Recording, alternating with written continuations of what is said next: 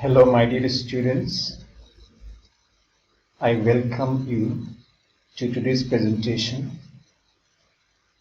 You know, this is an online class organized by Chattogram Collegiate School. I have designed today's class for the students of first year and second year, especially for the students of the examinees of 2021 HSC examination. You know me, my dear students. My name is Mohammed Enamul Hoq. I am an assistant teacher in English, Chattogram Collegiate School. As I said earlier, this session is for the students of first year and second year, and also for the 2021 HSC examinees. Okay, my dear students, introduction is over. Now, let us look at the sentence parts. Some sentence parts I have given here. You look at the sentence parts in column A. You get up early in the morning. You see, this is a sentence part, but it is complete in meaning. B, if you study regularly, see, meaning is not complete, it is incomplete. And C, the man visits his native village. Again, this is complete. In column B, A, you will definitely shine in life. You will definitely shine in life is complete. When it is winter, it is incomplete. So that you can enjoy fresh air, again it is incomplete. So, my dear students, in column A, you have two sentence parts which express complete meaning, and one cannot express. The same way in column B, one sentence part can express complete meaning, and the rest cannot do that. So I have put the sentence parts in red ink that cannot express the meaning. That means I have given here some clauses. Some clauses can express complete meaning and some cannot. If we mash the sentence parts together, we can have three complete sentences, you see. Look at the sentence completed. Get up early in the morning so that you can enjoy fresh air. In form, it is a complex sentence. If you study regularly, you will definitely shine in life. Again, it is also a complex sentence. And last one, see, the man visits his native village when it is winter. Again, it is a complex sentence. So, look at the sentences. These three sentences are complex in form. So what can we do? We can use clauses to make complex sentence, to make long sentence. You can supply a clause to complete sentence. You can put together two clauses to make sentence complete. Okay, let us look at another slide. Look at the incomplete sentences. These sentences are incomplete. I have given three sentence part here. You will not be able to prosper in life. You see, this part is complete again, but I have put a gap here. You have to supply other clauses or other words in the gap. Since he has committed the crime, you see, this is incomplete. A subordinate clause, you see, cannot complete its meaning, so you have to supply another principal clause to make the meaning complete. The man wrote a letter, this is a complete, and another gap is there. You have to supply another principal clause here to make it complete. You see, this type of completing sentence you will have in your exam, supplying suitable clauses. Can you complete the sentences, parts of sentences given here? Okay, you can try. Okay, let us look at some answers I have given here. You will not be able to prosper in life unless you work hard. Look at the subclause in red ink. Unless you work hard, which is a subclause you see. Number 2, since he has committed the crime, he will be punished. He will be punished is a principal clause. Number 3, the man wrote a letter and sent it to the editor of a newspaper. Sent it to the editor of a newspaper is the principal clause you see. So we need clauses, principal clauses or subordinate clauses to make sentence complete. So my dear students, I think by this time you guessed what I am going to talk about. Our today's topic is clauses. Clauses. We have noun clause, adjective clause and adverb clause. Okay, my dear students, let us talk about clauses today. As I said earlier, we have matched 3 sentences. We have completed 3 sentences with the clause, and the sentences have become complex sentences, and again we have completed 3 sentence parts supplying clauses. So clauses is important for you for the exam and also for construction of complex sentence and compound sentences. Do you know what clause is? Definition of clause? Yes, I think you know. Clause is a part of long sentence. It has a subject and a verb. It has a subject and a verb. Or you can say in other words, clause is a group of sentences having a subject and a verb. In a clause you must have a subject and a verb. If it can express complete meaning, we can call it principal clause. Yeah, if it fails to complete meaning, we call it subordinate clause. So we have seen sentence parts as clause.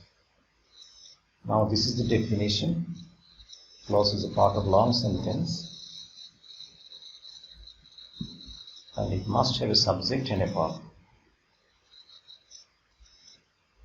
I think you have understood what clause is now and why should you need clauses. And let us proceed. Look at the example. The boy got the first prize. You see, meaning is complete. So this is a principal clause. The boy is the subject, got is the verb. So we have a subject and a verb here, and the meaning of this sentence part is complete. So we call it principal clause. Then if he came early, meaning is not complete, you see. Subject is there, he came is there, verb. If he came early, meaning is not complete. So this is a subordinate clause. So the clause that can express the complete meaning is called a principal clause, and the clause that cannot express the complete meaning is called subordinate clause. Is it clear to you, my dear students? I hope so. Now let us go ahead. And let us talk about kinds of clauses. First, principal clause. What is principal clause? The clause that can express its meaning independently and clearly is called principal clause. For example, he came home late is a principal clause. Then subordinate clause. The clause that cannot express its meaning independently and clearly is called subordinate clause. For example, unless you drink pure water, you see, meaning is not complete here. So this is a subordinate clause. And finally, there is another clause, coordinate clause. If or when two principal clauses are connected by coordinating conjunctions, they are called coordinate clause. For example, they prepared the report. You see, this is the principal clause, and they sent it to me. Another principal clause put together with a conjunction and coordinate conjunction and. This type of clause we call coordinate clause. That means two principal clauses together. In compound sentences you find coordinate clause, and in complex sentences you find principal and subordinate clause. Okay, my dear students, these are the three classes of clauses. Now let us proceed. Now let us see classification of subordinate clause. We can classify subordinate clause into three categories. One is noun clause. You see, noun clause is placed in the position of noun in a sentence. So it functions as a noun in the sentence. The clause that functions as a noun is called a noun clause. For example, how he has done the work is a mystery. How he has done the work is a clause here. It is a subordinate clause, and it is a noun clause because it is the subject of the verb is. Number two, adjective clause. The clause that functions as adjective is called adjective clause. Example, the book that I bought from the book fair has been lost. You see, the book, which book that I bought from the fair. You see, this clause is an adjective clause because it qualifies the noun book. So this is adjective clause. And finally, adverb clause. The clause that functions as an adverb is called an adverb clause. Sorry, I have not given here any definition of it, any example of adverb clause here. Okay, let us proceed. You will see the use of adverb clause in sentences. So these are the three subordinate clause: noun clause, adjective clause, and adverb clause. Now let us see the position and function of noun clause in sentences. Look at the examples. Number one, what he says is unbelievable. So what he says is a clause underlined here, and in bold word underlined is the clause. It is a noun clause because it is the subject of the verb is. So we can put noun clause as the subject of a verb. Number two, I don't believe in what he says. You see, in what he says is a clause, and it is after the preposition in. So we put noun clause just after the preposition. We say object of preposition. And number three, do you know where he lives? You see, where he lives is the clause, noun clause, and it is after the verb no. No is a transitive verb, you see, so we can put noun or noun clause as object of transitive verb. Number four, what I want to say is that the task is difficult to do. You see that the task is difficult to do is a complement in position of noun. The complement is of two types: subject complement and object complement. This is subject complement here, and it is after the verb is that the task is difficult to do. It is a complement. Number five, the rule that the general people should not enter this room must be obeyed. That the general people should not enter this room is a clause, you see, is a noun clause, and we can use this type of noun clause as appositive. You see, the rule and that the general people has a close relation. the general people should not enter this room, you see, is synonymous or most synonymous to the rule. So this is called case in a position or appositive case. So these are the places where we can put noun clauses in sentences. Now let us see the position and function of adjective clause. The gentleman, excuse me, who came here yesterday is my father. You see, who came here yesterday is an easy clause, and it is an adjective clause because it modifies the noun man. It is a defining relative clause. Number 2, memory maps which help you learn key points and minor points are a good way to revise topics. Which help you learn key points and minor points is an adjective clause. It modifies the noun maps, you see. It's a non-defining relative clause. Number 3, do you know the man who has lost his luggage? Who has lost his luggage is a clause, adjective clause. It qualifies the noun man. Number 4, the book that which I bought day before yesterday has been lost. You see, that which I bought day before yesterday is a clause, adjective clause, and it qualifies the noun book. Number 5, have you brought the pen that I gave you? You can omit that here. Have you brought the pen I gave you? Say again, that I gave you or I gave you qualifies the object noun as an adjective. So this is an adjective clause. Number 6, the stranger whom we met was funny. The stranger, who is a stranger whom we met. You see, whom we met, this clause qualifies the noun stranger.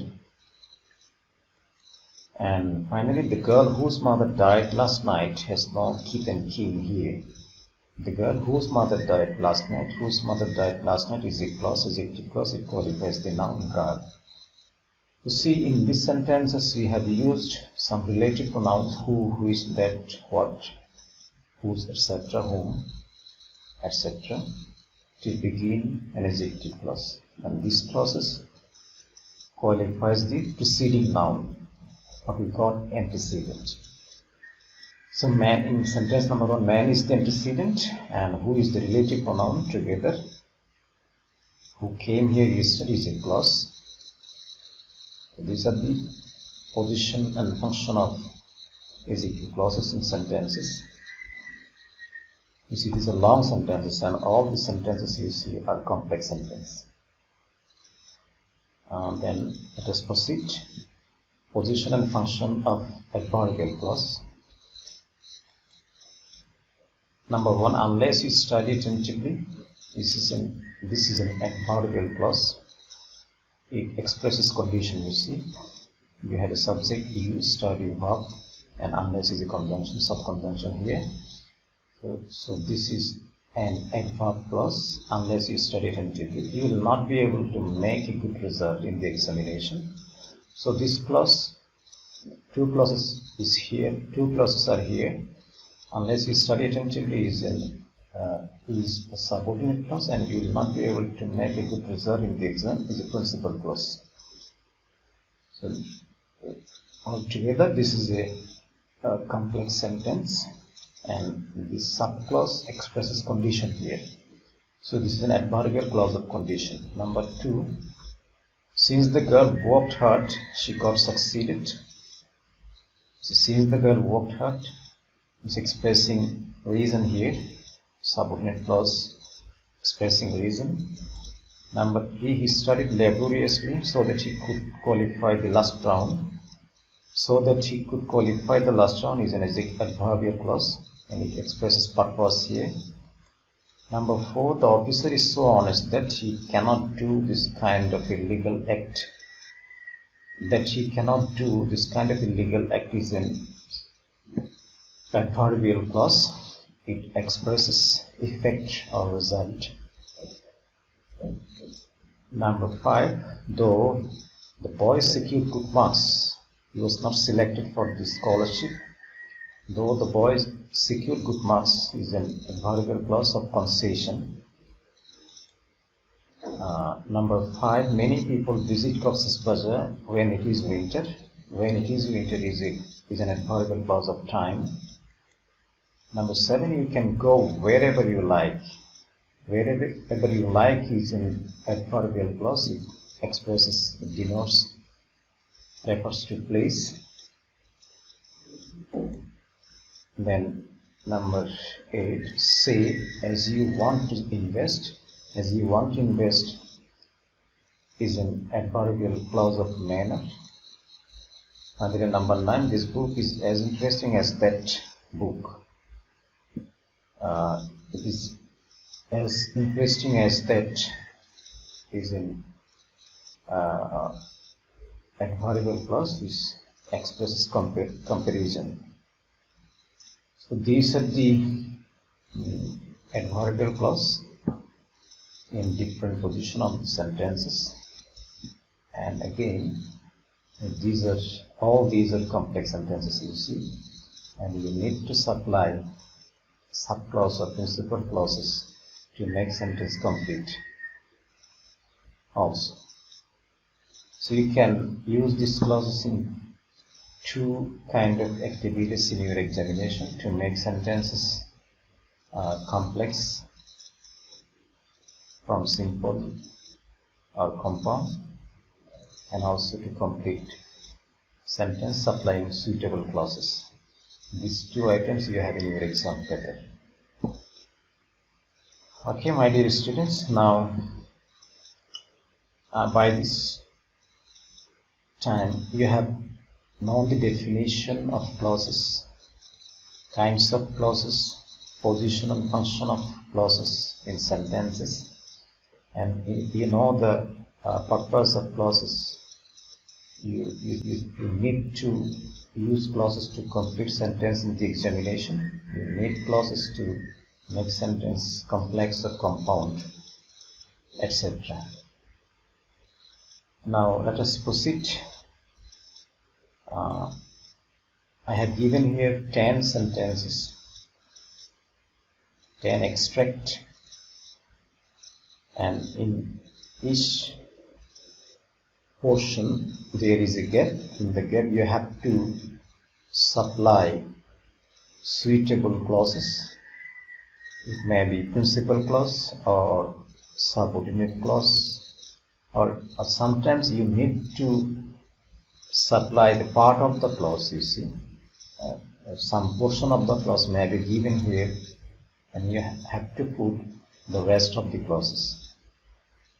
For example, let us look at the first sentence. Mamun is fond of reading.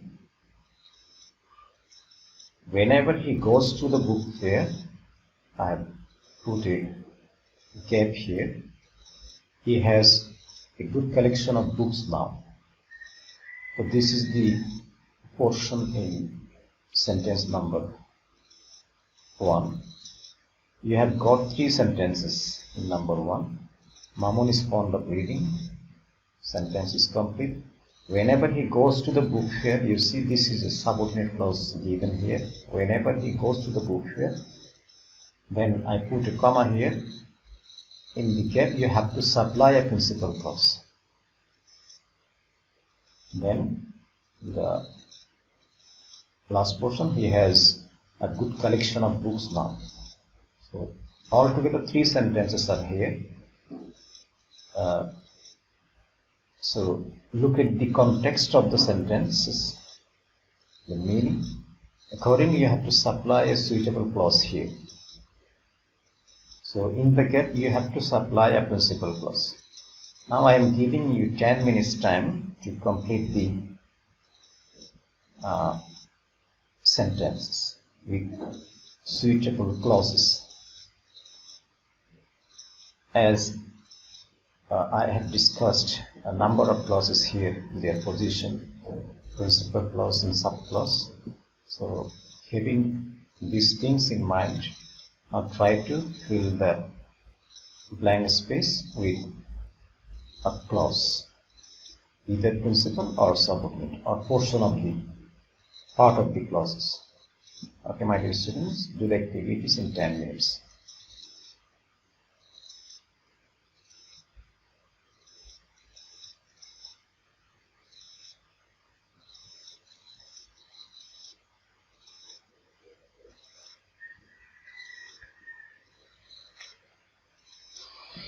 Okay, my dear students, I think you have completed your activity.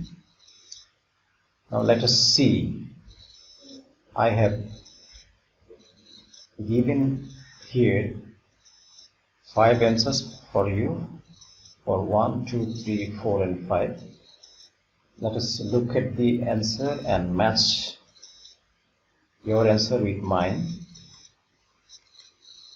First one, Mamun is fond of reading. Whenever he goes to the book fair, he purchases many books. You see, he purchases many books is a principal clause. So I have supplied here a principal clause to complete the sentence. Number 2, smoking is detrimental to health. It is high time you gave up smoking. You see, it is high time is a clause, and another clause, you gave up smoking. You is given here, but you have to supply the rest of the words, gave up smoking. Number 3, the students saw the teacher. No sooner had the teacher entered the classroom than they stood up. You see, no sooner had the teacher entered the classroom than they stood up. They stood up is the principal clause here. Number 4, birds fly in the sky. I wish I were a bird.